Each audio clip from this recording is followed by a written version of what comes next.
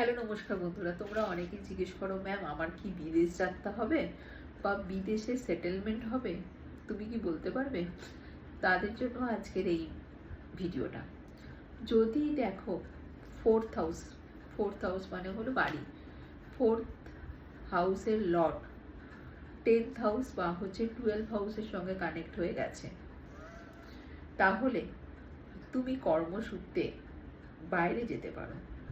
তবে অতি অবশ্যই 4th house, 10th house, 12th house, তার সঙ্গে সঙ্গে মঙ্গল আর রাহু কেতুর কানেকশন থাকতে হবে।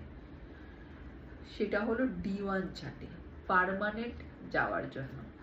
যদি দেখা গেল ট্রানজিটে এই ধরনের কানেকশন চালু হয়েছে, তাহলে তোমার কিছুদিনের জন্য অফিস থেকে তোমাকে বাইরে পাঠালো, এই ধরনের ঘটনা হতে পারে। বা দেখা গেছে যে 4th house, 10th house, 12th house connected, তার সঙ্গে দেখা গেছে 7th হাউস, 2nd হাউস এবং ভেনাস মঙ্গল কানেক্টেড, তাহলে অনেক সময় পার্টনারের সঙ্গে বিদেশে ঘুরতে যাওয়া বা ট্রাভেলিং এইগুলো ট্রানজিট ওয়াইজ হয়।